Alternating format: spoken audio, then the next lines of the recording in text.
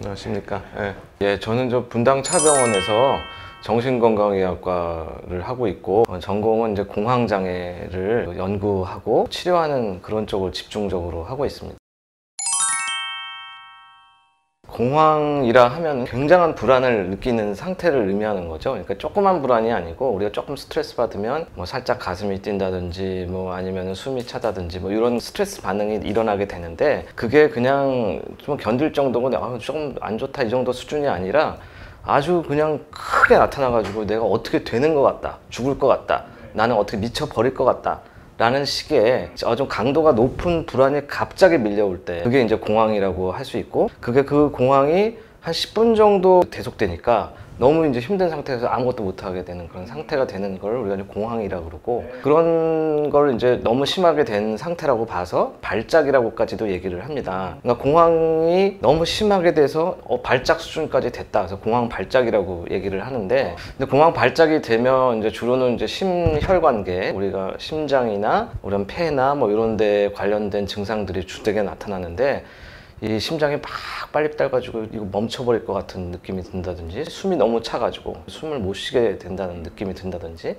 거기에 플러스 해서 나 이거 죽어버리겠구나, 미치겠구나 라고 하는 게 지속적으로 한 10분 정도 계속 되는 것을 공황 발작이라고. 근데 이제 잘 모르시는 부분이, 공황 발작이 공황 장애냐, 보통은 지금 우리가 텔레비전이나 연예인들이 많이 하시는 말씀은, 제가 이제 파악하기로는 보통 공황 발작이 일어나는 사람들이 다 그냥 공황 장애라고 이렇게 생각을 많이 하시는 경우가 많아요. 실제로는 공황 발작인데, 발작이 한두 번 일어나는 건 사실은 정상인에서도 일어날 수가 있고, 또 다른 정신과 질병이 있을 때, 뭐 예를 들어 가지고 우울증, 조현병, 우리가 양극성 장애라고 이제 조울병 같은 거, 그런 거랑 다른 불안장애가 있어도 공황 발작이 이렇게 일어날 수가 있습니다. 그러니까 사실은 우리가 이제 연예인들이 난 공황 때문에 많이 힘들었어 라고 얘기를 하고 있는데, 그 원인이 진짜 공황장애인지 아니면 다른 우울증이나 불안증이 있어서 그런 건지, 그건 사실은 잘 구분이 돼서 언론에는 알려져 있지는 않아요. 근데 이제 공황장애라고 하려면 그런 발작이 반복적으로, 그리고 예측 불가능하게 계속적으로 생기고, 그게 생기면서 아주 뭐 많게는 한 달에 4번 이상 뭐 이렇게 또 치시는 분도 있어요. 뭐 예를 들어 가지고 폐쇄된 데서 그런 게 생기면 폐쇄된 데를 피하게 되는 거죠. 그래서 그 결과로 피하게 되는 행동까지 있어야 되고, 뭐 예를 들어서 광장에 나갔는데, 지하철에 나갔는데 거기서 발작이 확 10분 동안 일어나서 너 어떻게 죽을 것 같다 이렇게 됐는데, 이게 계속 일어나고, 그래서 광장을 피하게 되고 지하철도 피하게 되고, 이런 증상, 피하는 증상이 같이 있고,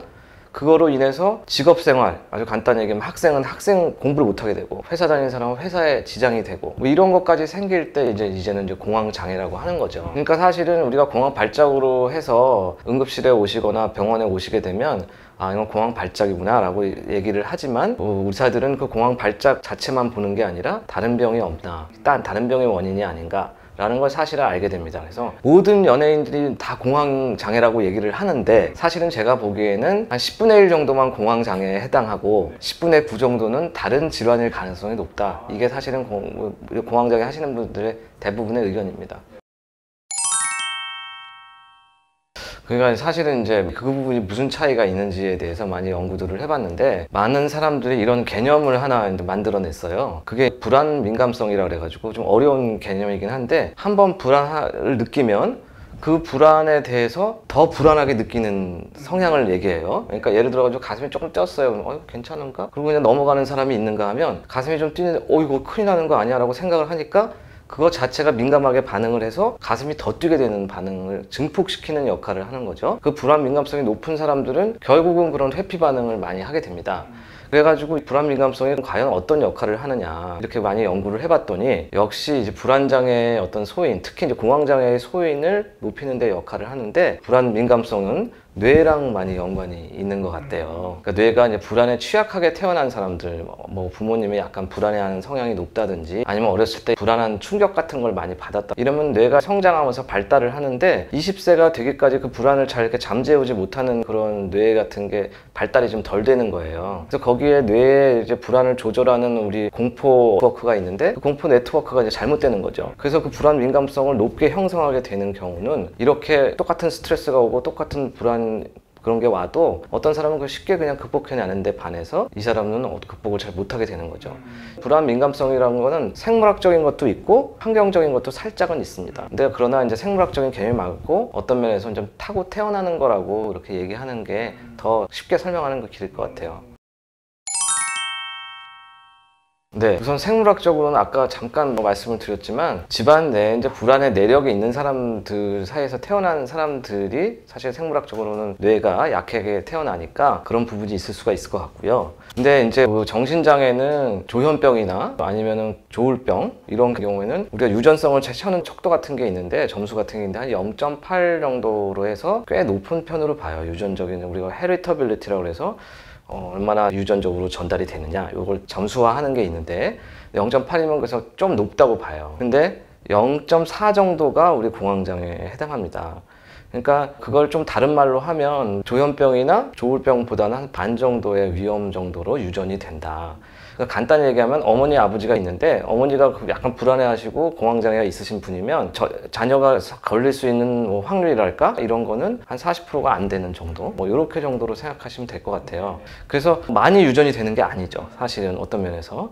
그 다음에 이제 심리적이나 아니면 사회적인 거로는 뭐가 있냐면 어렸을 때 좀 힘든 걸 많이 겪으신 분들, 우리가 이제 요새 트라우마라고 뭐 죽는 것까지는 아니라도 어렸을 때 정서적인 학대를 당했다든지 아니면 정서적으로 많이 힘들었다든지, 특히 이제 공황장애나 그런 경우는 그런 힘든 게 그냥 뭐 마이너한 걸 수도 있는데 부모님이 이제 이혼을 하거나 아니면 부모님과의 이별을 하거나 이런 거에 대한 기억들이 굉장히 민감하게 남아있는 경우가 있어요. 특히 이제 조부도 있고 조모도 있지만 어렸을 때 좋아하던 부모님이 떠나갔다, 뭐 어쩔 수 없이 이혼을 했다든지 뭐 이런 게 있으면 그게 마음속에 큰 상처가 되는 게 많습니다. 그래서 우리가 이제 세퍼레이션, 그러니까 이별 경험이 상당한 소인이 됩니다. 그래서 이별 경험을 한 사람이 이제 아무래도 이제 불안해지는 거죠. 그게 아까 얘기한 좀 영향을, 뇌 발달에도 영향을 미치고, 그 다음에 먼저 누가 돌아가셨다든지, 이별 정도가 아니고 부모님이 돌아가셨다든지 아니면은 뭐 가까운 사람이 돌아가셨다든지 이러면 그것도 상당히 영향을 많이 미칩니다. 그래서 우리가 공황장애 스트레스 요인을 분석을 해보면 보통 요 두 가지로 정리를 해요. 이별을 경험을 하거나 아니면은 상실의 경험을 하거나.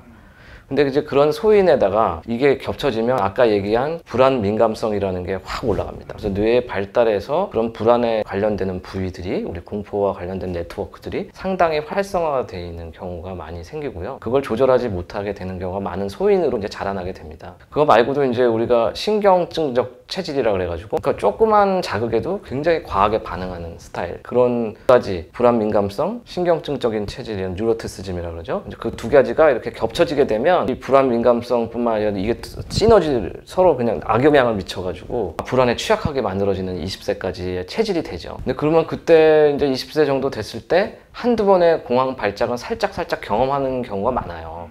그래서 아주 극단적인 경우는 10대 초반부터 느끼시는 분들도 있고, 그렇지만 이제 제일 병원에 오는 연령은 30대인데 그런 소인이 이제 만들어진 다음에 그 다음에 이제 조금 그런 이별 경험을 재경험을 합니다. 상실을 재경험을 하고 이럴 때 발작이 많이 오기 시작하죠. 그래서 다시 정리를 하면 태어나기를 약간 불안 초인을 갖고 태어난 사람이 이별이나 상실을 경험하고, 그래서 어렸을 때 그런 뇌가 좀 취약해진 뇌가 만들어지고 불안에 민감해지고 신경증적인 뇌가 되다 보니까 나중에 성인이 돼서 잘 살지만 그런 부분의 극단적인 경우를 살짝 경험하게 되면 다시 재활성화돼서 우리 불안에 관련된 공포 네트워크가 뇌에서 활성화가 돼서 이제 발병하게 되는 거죠. 그걸 연구를 하고 있는 걸로 알고 있는데, 일부 연구에는 우리가 초기에는 그 코로나19 처음에 발병했을 때는 그때는 불안이 상당히 많이 증가했었어요. 우리도 다 불안해서 밖을 못 나갈 정도였으니까. 그랬다가 슬슬 조금 줄어들어서 안정이 되다가 나중에는 우울이 불안을 앞섰습니다. 근데 지금은 이제 비슷한 정도로 나타나는데, 사실은 공황장애 발병률이 증가하고 있는 뭐 그런 트렌드가 통계에 자꾸 나오는데, 그거는 이제 이런 사회적 분위기에 영향을 많이 받긴 합니다. 그 다음에 두 번째는 뭐냐면, 사실은 전에는 이제 공황장애를 일반인들이 잘 몰랐을 없었어요. 저도 이제 제가 20년 전에 전공의 할 적에는 공황장애를 아무도 모르니까 응급실에 오는 환자들만 이렇게 봐가지고 공황장애다 그럼 무슨 얘기인가 뭐.